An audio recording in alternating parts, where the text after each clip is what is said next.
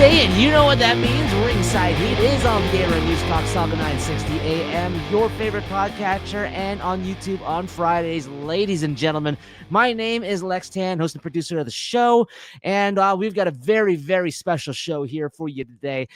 It is episode 182, and we've got the ring crew of Jose at Tabata 93, Colin Dodge at Risen 72, and Chico Nougat at Coco Collects. And one of the reasons why it's a very special episode, actually the reason why it is a special episode, is because this is Jose's final episode. He told us last week after we finished getting off the air that he felt that this was the time for him to finally step down as director of digital content and focus more on himself and the projects that he's got going on as well. So Jose, yeah, I mean, like, you know, it's we've come a long way, man, and you've been a big part of this, man. So very, very, I have a very, very big sense of gratefulness when it comes to everything that you've done for this show. I'm free. I'm kidding. Yeah, it wasn't an easy decision, and I think before we go on any further, I guess in typical wrestling fashion, or just any exit of any podcast, especially wrestling, no animosity, no bad blood. I want to get that very, very clear. Like, I feel like when it comes to these kind of things, people always wonder, well, what's going on, right? Especially if it suddenly disappears, and then the next thing that's said is, oh, they're leaving. No, not at all. And I don't know why I feel like I need to say that, but yeah, Jose Tabata is all elite. No. Huge pop. No, it just felt time. It just felt time. Nearly 4 years, because unfortunately I'm leaving. Like, I think the week before or 2 weeks before our 4-year anniversary of Ringside Heat. Great timing. Actually, it is. Close. Yeah, this is actually May the 1st would be our 4-year anniversary. Well, there you go. So full 4 years. Hey, close enough. 4 years. All right. Close enough. Yeah. Cheers to 4 years. So yeah, it's bittersweet, and it wasn't an easy decision, but I'm ready to focus on new things in life, see what's going on, take a break, I think, from all the digital stuff, because I feel like, not just Ringside Heat, but I feel like since 2021, 2020, maybe, there's always something, and I just want a little time for me personally to breathe and kind of, touch some grass, I guess. I don't know. But he's gonna play Pokemon Go again, and he's gonna get all. But I will miss this. It is bittersweet because I had so much fun, and I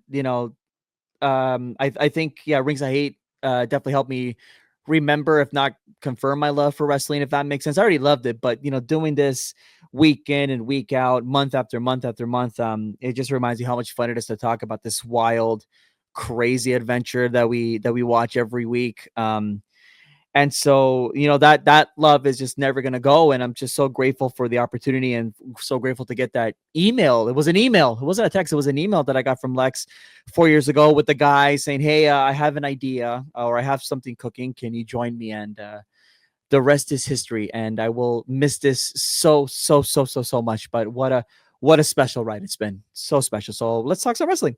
Talk some wrestling. Well, I only have one thing to say about that, Jose. To quote an old song, spread your wings and prepare to fly, for you have become a butterfly. I'll try my best. Okay. That's enough. Only Chico's leaving the show. Oh, well. Wow. I'm not going there. Guys, this is a taste. If Jose's not here, you're all getting it worse. The chaos. So, yeah, come on. Who better than to get a spit take out of than Jose Tabata, ladies and gentlemen? I mean, you guys always take the spit out of me anyway, so that's not going to change. So yeah, no, I don't. They'll have that output. They'll have that output. Jose, your last job, Jose, has to be a clip show of all the spit takes. So yeah, get on that before. Tomorrow. That's a lot of digging. That's a lot of. Oh god, we're entering weird territory. I don't know. So wrestling. What do we got on the market tonight? So yes, okay. So let's go back to Friday night on SmackDown, where we had a TLC match, basically steal the show and also put the authority, the shoot authority, on notice that you know what, some people and some matches should have been on WrestleMania other than others. And so, Colin, go ahead and take it away. Yeah, I didn't realize, shockingly, that I was still angry about some of the cards or some of the matches that should not have been on those glorious 2 nights of wrestling. And Wow. I mean, TLC should have been on there. And it was funny because, in our review of WrestleMania, eventually, especially if I'm in the conversation, 17 is going to be brought up. And I'm sorry, one of the most historic TLC matches ever was, of course, at WrestleMania 17. Mhm. I wouldn't necessarily put this right up with there, but I mean, this has got to be a top 10 easy TLC match. I thought it was really great, and it was good for me to see of this new school-esque, for me, of wrestlers on WWE. Yeah, it was absolutely fantastic. I think all of the teams were elevated on this that were in the match. The match was great. The result made sense. Everything that was in there. And yeah, I mean, Gable did not need to be on WrestleMania. This match should have been there. It's not the only one. Yeah, sorry. I mean, that masked person who's not Chad Gable. Thank you. And not just a sad copy of El Generico. It's funny, a sad copy of Kurt Angle playing a sad copy of El Generico. Anyway, but yeah, that's something else. I mean, if you want to talk about people being elevated, shout out to the guy with the prosthetic leg. Yes, that was hilarious. Now that's a WrestleMania moment that happened on Monday Night Raw and a TLC first. Yeah, exactly. Yeah, but Colin nailed the head on the head. I mean, it's no disrespect to the War Raiders or to the New Day, but that match just didn't mesh, didn't fit on that WrestleMania card a couple of weekends ago. And just these 6 men just elevated and then some. The Edge recreation spot with the table was spectacular. The D'Angelo Hawkins a spear to Ciampa onto the table. What a moment. That's all I can say. But no, it's yeah, Colin's probably right that it may not get close to 17 because 17 is just so beautiful, but close. I would entertain it at least. I would entertain it because of how great that TLC match was. Top 10. I would put it in the top 10. Maybe 10, but top 10. Yeah, admittedly I was tired watching it, but I did like in my in and out of consciousness, like I kind of noticed some pretty great spots. I just wish I was more awake to appreciate it more. So I'm gonna have to watch it back based on recommendations from Jose and Colin for sure. You should 100%. Yeah, I mean, when you have the Street Profits, Motor City Machine Guns, and DIY, these are 3 longtime tag teams, 3 people, 3 teams who have done it who are doing it at the highest level and continue to just dazzle for some of these guys 2 decades, for Street Profits a decade or something like that, and then just like it's one of those dream matches that you wish that could always that you could have seen. Yeah, it's true. This is a dream match that should have been on the WrestleMania card. Like, I don't even have to watch the match to know that's going to be a banger. Yeah, exactly. And I mean, obviously hindsight's 2020, but yes, I think especially night 1 needed that boost anyway to kind of leave it more memorable, aside from the main event, because and I was talking about this with Colin on our live stream, that night 1 was so slow. It felt really, really slow. I mean, mind you, Jacob Fatu had his moment there, which I think is there was spots that really picked up, but on the whole, it seemed to down and then up and then down again. Yeah, but it only really felt like WrestleMania until the main event, in my opinion. And I was sitting here last week talking about Gunther and Jay being okay and being not terrible, but also not great. And that was just really the standout. If that TLC, I would have put that TLC match on night 1, but if it was there, I think it would have probably elevated a lot of Mania grades across the board.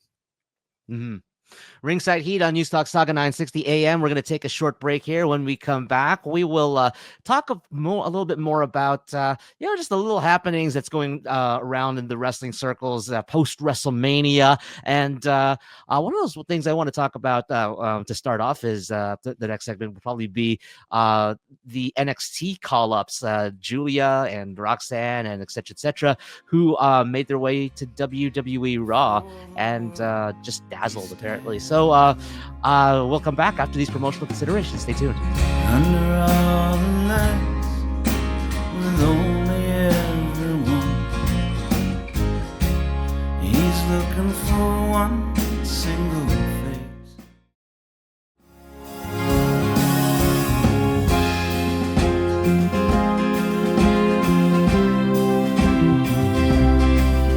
Welcome back to Ringside Heat on News Talk Saga 960 AM. Lex Tan at Lex Tan Media. Ringside Heat at Ringside_Heat.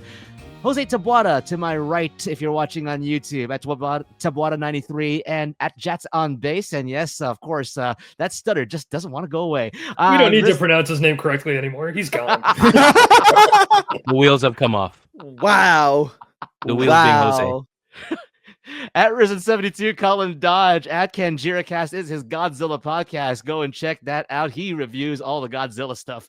And Chico Nugent at Coco Collects. Find him and his WWE spinner belt slap band as well as other memorabilia on his social media. Let's talk about WWE Raw. Chico, you did bring up a great point about the NXT call-ups of Roxanne, Perez, Julia, etc. So let's get into that.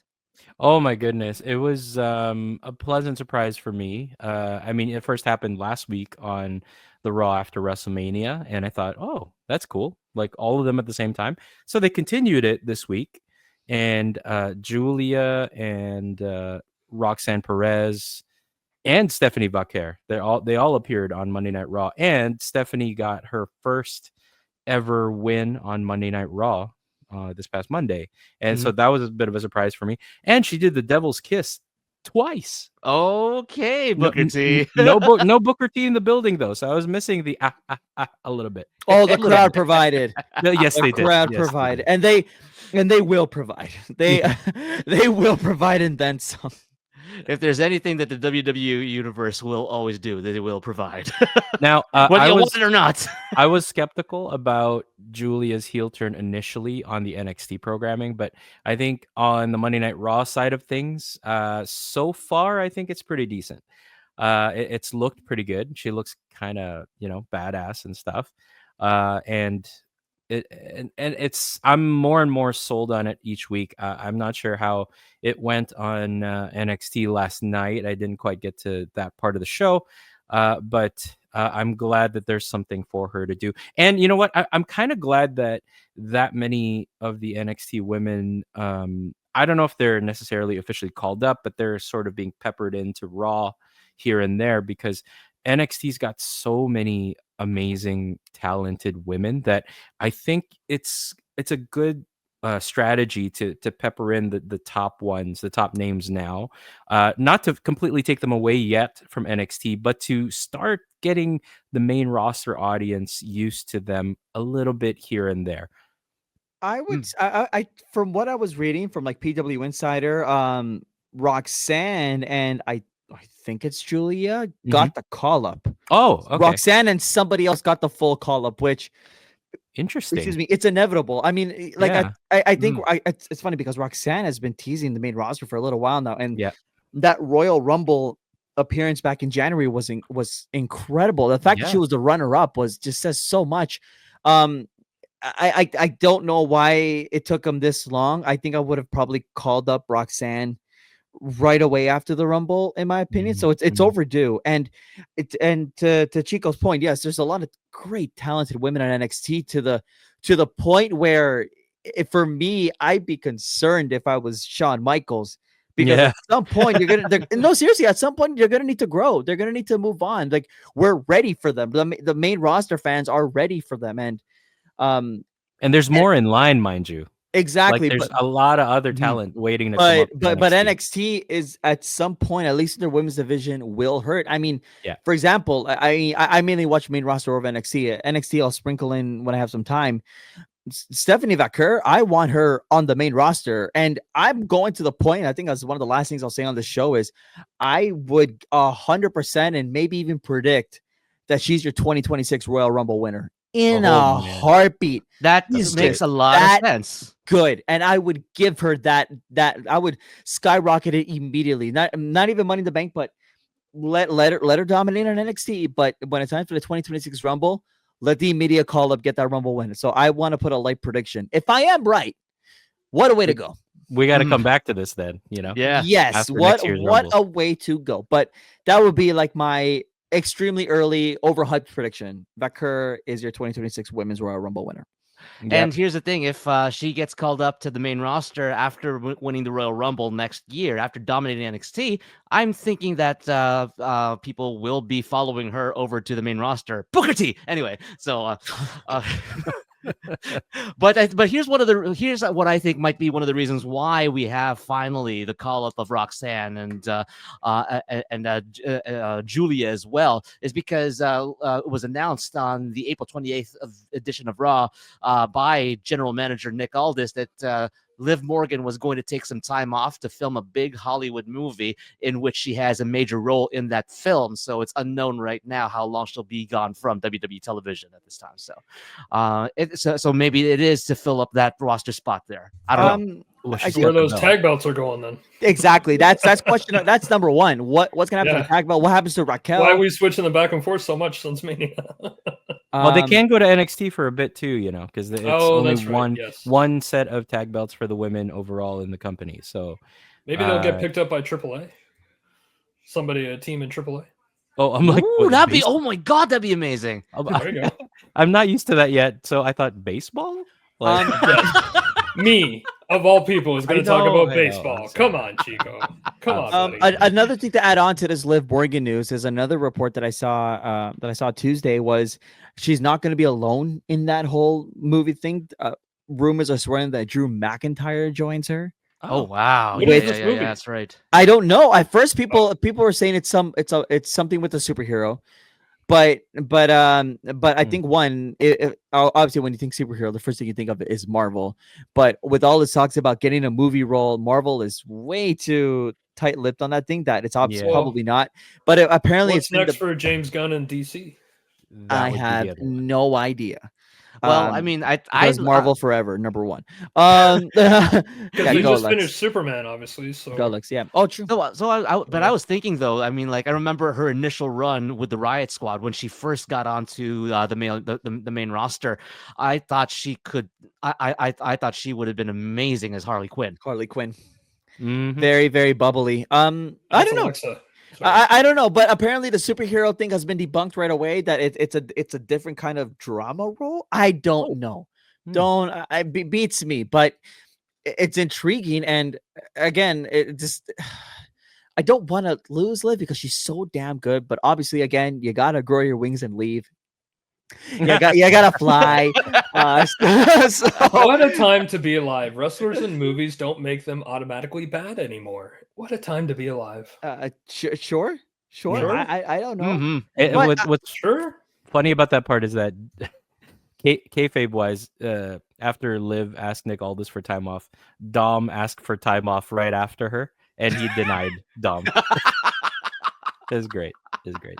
So I don't know what's in store for Liv, but I guess it's exciting. I don't know with the way they were picturing it, it sounded like she was gonna get like she was gonna win the title or something right away. I don't know. Something's cooking for this upcoming Monday night on Raw. Beats me. Beats me. Something else that's cooking as well for this month, actually, or at least the month of May, since it's April's coming to a close.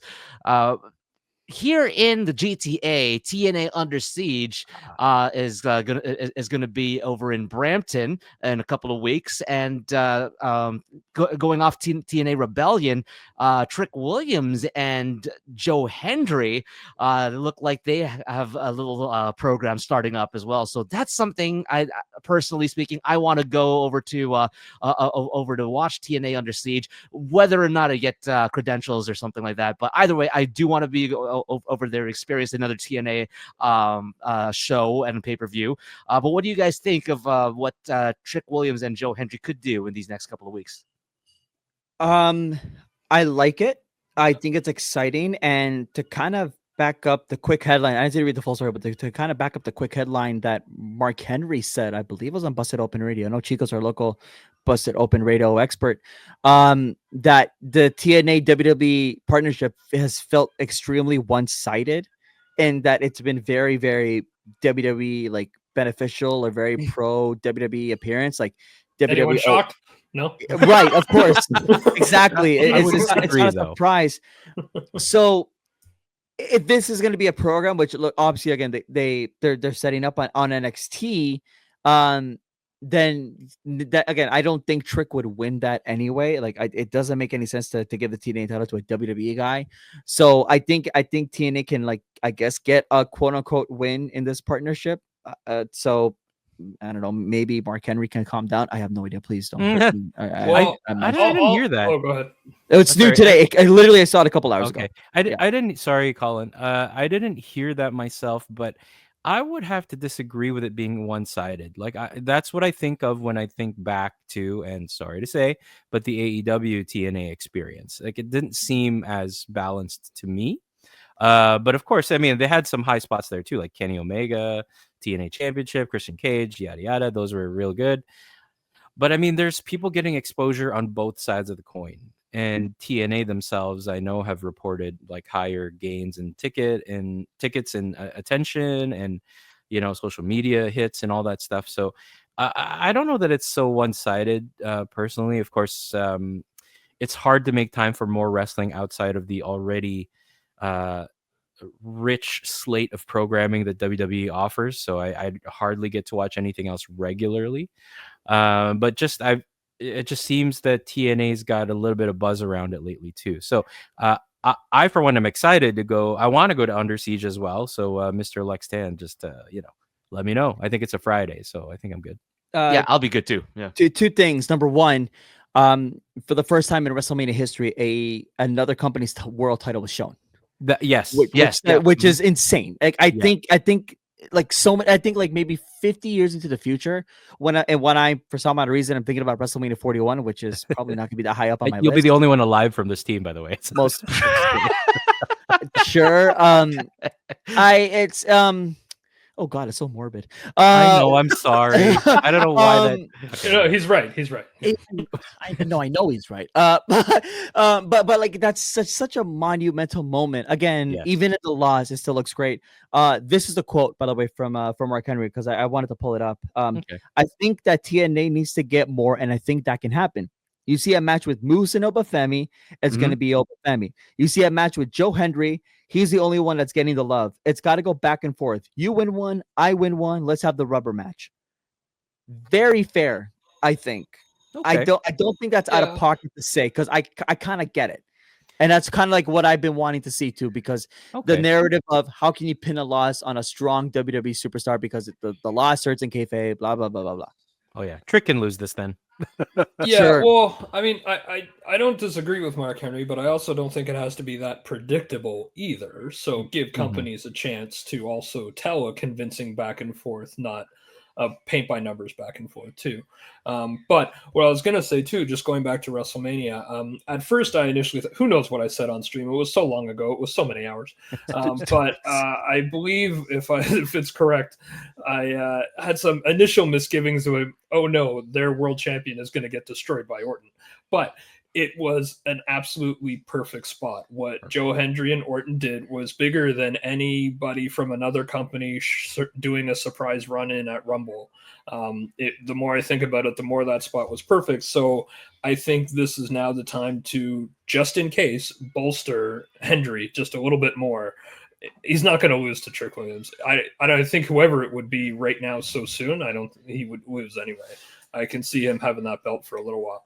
But Joe Hendry should be unstoppable right now anyway, unless it's a returning Orton at Mania, then, he'll stop you. So, but it was such a good spot. It was a great spot. Everybody perfect, was, man. it was yeah. absolutely perfect. And it's not like that Hendry's been the only one that's been, presented. I mean, we had the Hardy Boys, which I guess, there's a connection there. Formerly known as Fandango, showed up, which was great. So other members have appeared. Moose. So it's not just Joe that's getting the spotlight. They are sprinkled in, but sure, I guess from that perspective, probably bring in more and then see what we can do. It's not a terrible idea. I think Mark Henry has a good starting argument, but I think, like Colin said, maybe don't need to paint the numbers like that. Sure. Just time to breathe still. I'd say give both companies a chance. Yeah, to work it out. I didn't think about it from the win-loss column perspective. So I do kind of get what Mark Henry's saying in that sense. So but I think now is a good time to start, making it quote unquote a little more even, I guess. Cash in those receipts. Yeah, exactly. And also one show that is also coming up here to Toronto, and particularly at Maple Leaf Gardens, formerly Maple Leaf Gardens, Mattamy Athletic Center, May the 10th. Our very own Canadian homegrown Maple Leaf Pro Wrestling, led up by Scott D'Amore. And I'm looking at I don't have the full card on me right now, but on the poster right now, I'm saying they've got Gallows and Anderson. They've got the formerly known as Jinder Mahal, Josh Alexander, Baron Corbin, Smiley Kylie Ray, as well as part of this as part of this card so far. Who was going to be Cardona in there? I believe so. Yeah, okay. But and there's going to be a 20-man championship gauntlet at Northern Rising as well. So that's a lot of stuff to look forward to, and I think we'll be able to get into that as the card develops and we get more information from Maple Leaf Pro Wrestling as to what's going to be happening. But that's another great night of wrestling oncoming, and I believe this is going to be this is going to be the first wrestling event at Maple Leaf Gardens in a few years. To tell you, I have the card. Go ahead. The 20-man gauntlet match for the inaugural MLP Canadian Championship. What a name, Canadian Championship. The tournament final for the inaugural Major League Pro Wrestling Women's Canadian Championship. Kylie Ray versus Giselle Shaw. A singles match between Miyu Yamashita versus Serena Deeb. We all remember Serena. That'll be good. Yeah. Dom Latimer defends the championship, the NWA World Heavyweight Championship against Stu Grayson, and QT Marshall takes on Josh Alexander, and that is going on May. Who had QT Marshall on there? That's going on. But oh my god, I mean, going on May 10th. Lance Storm could teach him. It's in a week and a half. I think QT amped the heel factor up the last time he was on MLP. Yeah. Wrestling. He's good for that. He wore. I think he wore a completely American decked out set of gear. No. And wow. In Windsor, and it was just like great. That's heel beautiful. QT knows how to annoy. PCO, Rhino, Billy Gunn, El Phantasmo, Raj Deshi, QT Marshall, Rich Swan, Psycho Mike, Bishop Dyer, Sheldon Jean, Bhupinder Gujar, sorry if I botched that, Josh Alexander, Johnny Parisi, Michael Allen, Richard Clark, what a name, Alex Zane, Mo Jabari, Rohan Raja, Brett Banks, El Reverso, and Speedball Mike Bailey. They are all in that gauntlet match for the Canadian Championship. Dang, I think I know like at least half of those names, so that's really cool. And a good portion of them are doing, sorry, not a good portion, just 2 members are doing double duty that night. What veterans? Yeah. Veterans. And I love is going to wreck people in that match. Yeah, absolutely. And he's going to get wrecked as well. Oh, yeah. I gotta say, kudos to Scott D'Amore, man. I listened to his interview on the Ariel Hawani show show a few days ago, and it's really admirable that he's providing more opportunities for specifically for Canadian talent. Well, of course, he's mixing up the cards for Maple Leaf Wrestling, of course, Maple Leaf Pro Wrestling, but it's really giving opportunities north of the border to talent here who normally it would take them much longer to get that much exposure, especially since they got to go to America mainly for that stuff. So kudos to Scott for, again, coming up out of, after all the stuff that happened between him and Anthem, him getting let go from TNA, starting up a passion project, resurrecting the old Maple Leaf name in terms of pro wrestling, and giving opportunities. I remember that there's one name in the list that Jose read, Mo Jabari. I know for sure I've heard his name because Bret Hart, I think, trained him in the dungeon in Calgary There or you something. go. So I mean, Yeah, he's been part of Stampede. So Yeah. I've heard Yeah. that name before, and to hear him get opportunities through a major show, I'd say. That's good on Scott D'Amore for providing that platform. So hopefully, continued success to anybody involved in this, especially the up and comers. And looking forward to trying to watch that sometime. And I don't know if you guys have gone to the Mattamy Athletic Center for wrestling. It's a fun venue. It I- looks like a lot of fun. Yeah, Well, I've done some yeah. ROH New Japan. I think it was just mainly ROH. That's right. You shows and there. John, right, went there. I think. think we established Not we weren't together, sure if we were not at this. together. Yeah, we were like we didn't know each other, and I wasn't even Yeah. sure if it was the same show, or maybe it Oh. was.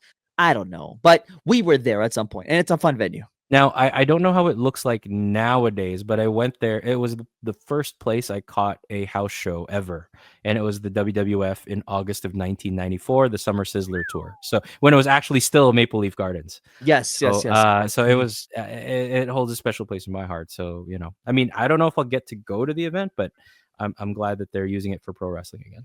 Well, there you go, folks. You got Mother's Day around the corner. This is the perfect gift. Go take her to some pro wrestling. There you go. Support local, people. Support local. Yes. Yeah, and right now I'm also looking at tickets as well. It's like you can get some really good seats as well for $36. Which is crazy for What's how ringside? much. Ringside is the most expensive ringside is $93 right now, That but is on not bad. yeah, actually but good. $68 on average for floor seats around the ring. So, I mean, if you can't afford WWE prices, because goodness gracious, you can't afford WWE prices these days. Yeah, pretty sure $93 is not even close to the cheapest ticket available for Backlash in St. Louis that same night. So definitely get your opportunity. If you ever want to know a ringside experience, I don't know what a ringside experience is like. Probably a good idea, and you'll get to feel the heat. Yeah. Mhm. Ringside Heat on News Talk Saga 960 AM. We're going to take a break, and when we come back, we will, just reminisce these last 4 years with Jose and ask him about his thoughts, his favorite moments, and his favorite over the past 4 years, not just doing this show, but also in following and documenting the wrestling world as we've been able to do over these past 4 years here on the radio, on podcast, and on YouTube as well. Back after these promotional considerations. Under all the lights, with only everyone, he's looking for one single face.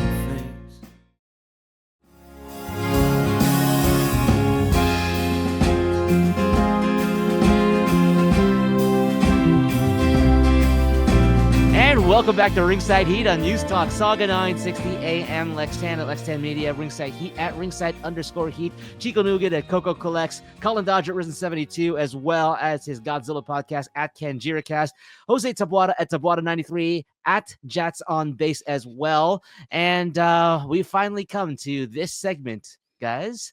Jose's final segment as a regular here on the on the show on Ringside Heat. And 4 years, man. 4 years. As we talked about earlier, this is going to be this week is our 4-year anniversary of us getting our premiere episode on Saga 960 AM. So wow. Okay, let's go with you first, Jose. What are your favorite memories? Number one, of the wrestling world that we've been able to document over these past 4 years. Let's start off with that. Oh boy. Without a doubt, Logan Paul's rise to greatness. Colin, are you okay? I'm so sorry on his behalf. You don't understand how much I want to swear at you right now, but we're kind of on the radio. What are you gonna do? Get him kicked out? Well played, sir. No. Oh, I'm gonna do worse, but it'll be privately. sorry. and not- All right, let me think here. 2021, May 2021 was just after WrestleMania 37. So the bloodline was just I think was just about in full swing, if not it already was. Yeah. Obviously, to witness all of that, what a great time to do, I guess, a podcast or have a show. Because that it all capped off at WrestleMania 40, and we'll talk about my personal experience in a bit, because I think obviously everybody knows what my favorite personal moment on the show is, or at least that the show contributed to. But to sit back and comment on all the bloodline stuff and how emotional that got, from Roman's rise to Sammy's turn to the shocking upset at WrestleMania 39, to the be all end all at WrestleMania 40. That's something special, and I think that's just the biggest takeaway, because that's going to be the biggest takeaway for WWE fans for many, many years to come. You're not gonna really remember a lot of in-betweens and all outside of those moments. You probably will, but they're not going to be as strong as what we've been through with the bloodline. And again, like I said, coming in here week after week to talk about it, and always guess or wonder what the direction is going to be. What a ride that was. And so I think that's probably where I would put it at. Really, obviously doing the live streams with Colin with AEW and finally getting to explore that was special as well. Seeing the moments that made us pissed off, or all the Ospreay moments I said, oh my god. So it was nice to get those moments in as well. But yeah, the bloodline is just something that'll just stick with you, and you're just so happy to witness it live. I'm sure there are people that are happy to witness the Austin rise live at the time, or sure, Hogan's rise in the 80s and the 90s, but we got the bloodline, and that was some quality intensity moments that'll never be forgotten. Mm-hmm. And Jay in Hell in a Cell as well, right? Yeah, there you go. That's another one. With these the Wild Samoans afterwards, I think. That. which got the Ulafala and solidified him as a tribal chief. So yeah, there's a lot of moments. It's a lot. Mm-hmm. Yeah, and I really appreciate what you said there, because I mean, there's a lot of people who yes, they always talk about, as you said, they talk about those moments, those great moments of Austin and McMahon, Rock and Austin, and people have seen that some people of a certain generation will talk about the rise of John Cena, and maybe and you could even say that John Cena and CM Punk was a great thing for the truncated time that it was, but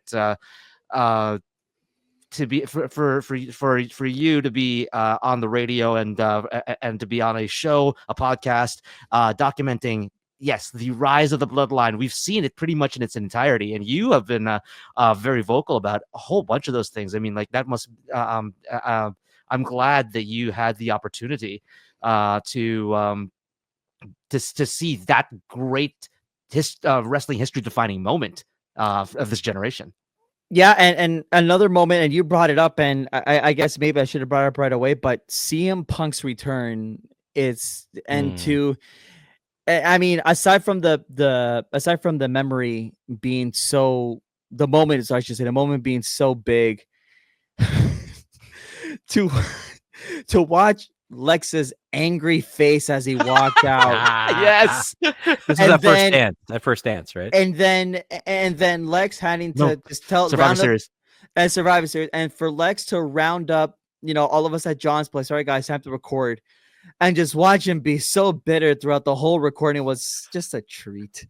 I mean, John, Chico, and I, even John's kid JP, were so excited, and Lex is just there like, why? And I think obviously it's safe to say it was the best decision WWE's made in a long time.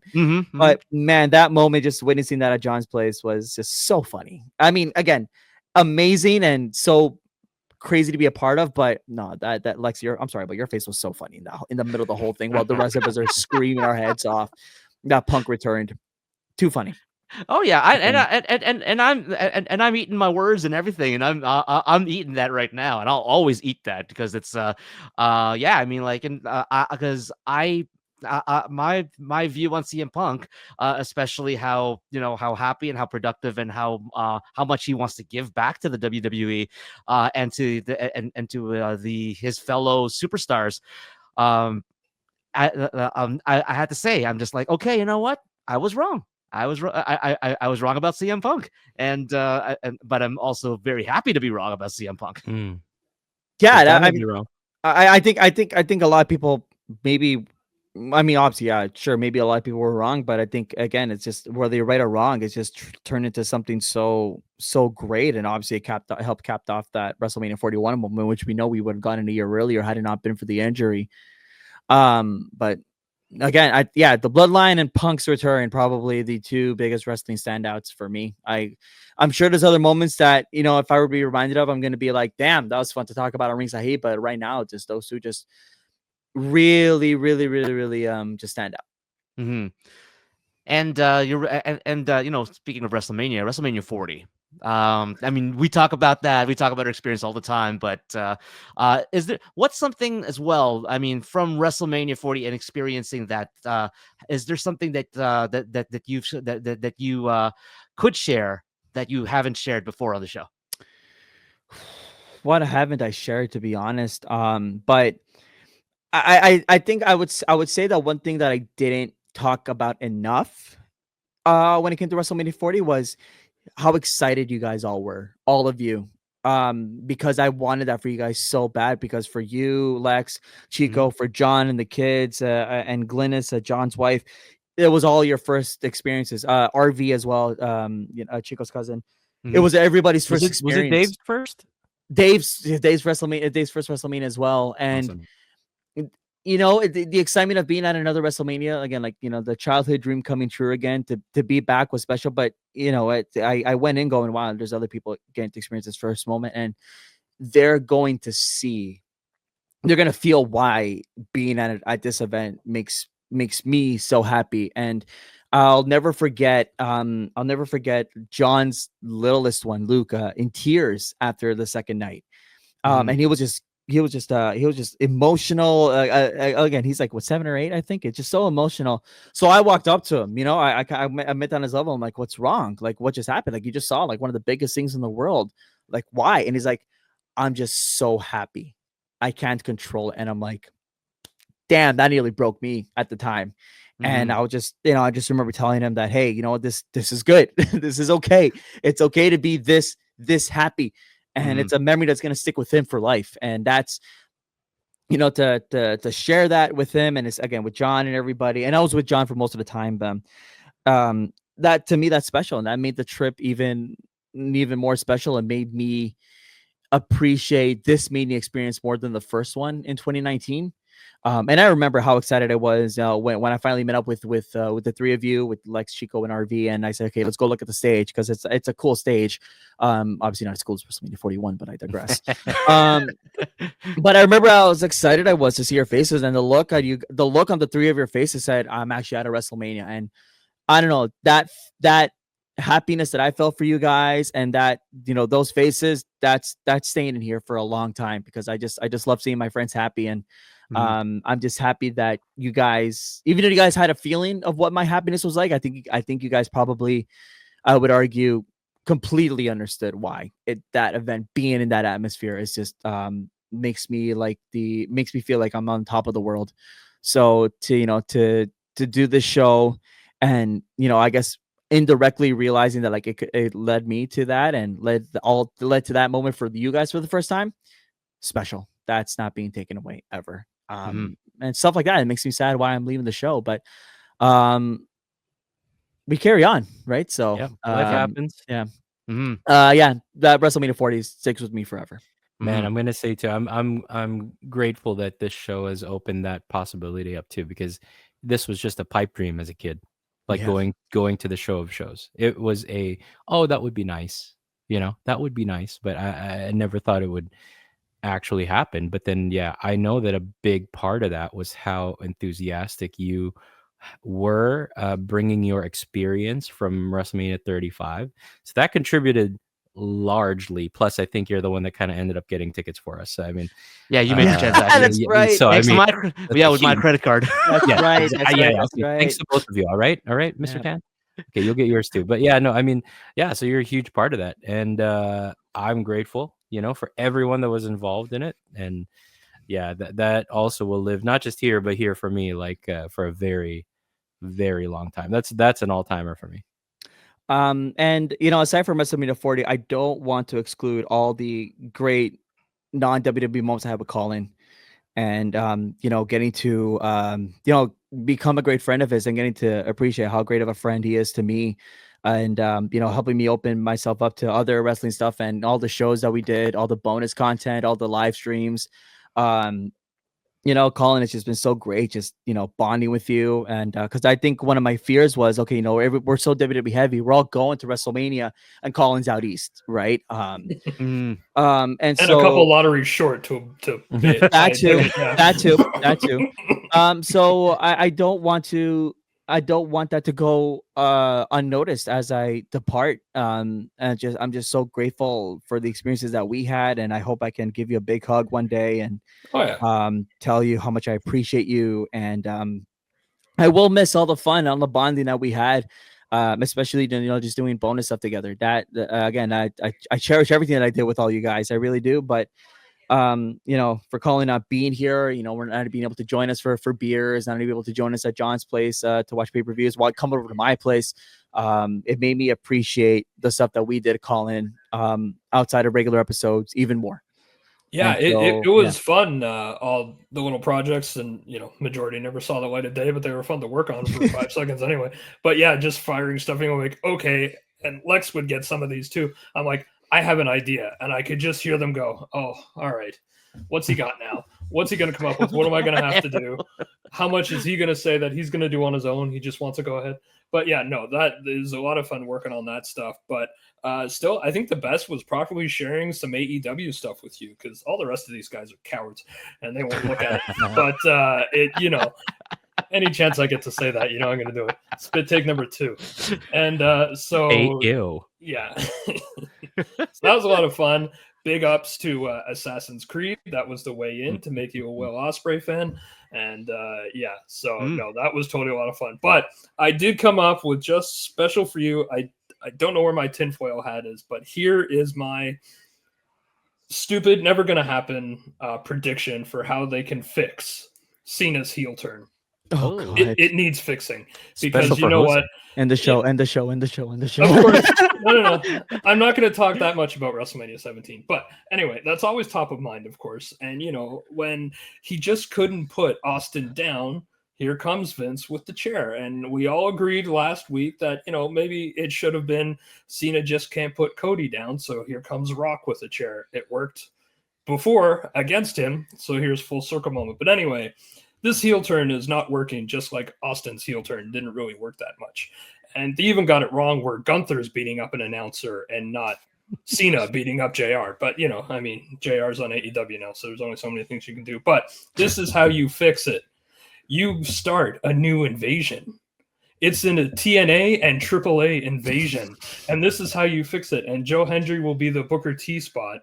And it will be Joe Hendry. Well, I guess not Randy Orton for a shampoo match, a shampoo sponsorship match, but it could be Joe Hendry and Randy Orton in like a Whole Foods. It'll work. It could happen. Wow. Anyway, this is how you fix Cena's heel turn, because I'm already getting tired of his whiny little, relationship talk. So yeah. Hey, that would just that retire would him already. that would Come on, Jacob. that would make into reality the thing that Joe Hendry's trying to manifest, which is a match with Cena. That would be amazing. But, Right? that'd be interesting. And Anyway, just just for you, Jose. Thank you. I'll keep an eye out for that. If it happens, you're flying out here to buy me a beer. Sure, I'll do that. And before we sign off here on the radio, I guess the thing that I guess I would have to say, out of everything that I could say, I will echo what Sid Seixeiro said, what Sid Seixeiro said to Tim McAuliffe. And it's like, all these shows that we've done, all of the years that we've been talking, all of the talking about wrestling, and all the work that we put into this we would not have what we have now without you. And that's something that makes me eternally grateful. And I'm just going to simply put on this hat so I can say hats off to Jose. Thank you guys. I guess last message. It's been such a blast to do this. I will miss it, and sorry for getting a little emotional because it's so much fun to talk wrestling. I'm proud of what we've done, and I'm proud to see where this goes, and I'm excited to see where this goes next. But again, Lex, a big thank you to you for letting me be part of this special ride, and that's something I will cherish forever. And for the rest of you guys, and John, who's not here, and Steve, who's not here, I'm so happy to have gotten to know you guys and have some incredible friends. And just thank you to everybody who was a part of this. And I'll never forget it. So thank you guys. I will miss this. It's been a blast. Ringside Heat, we remember the things that you probably forgot.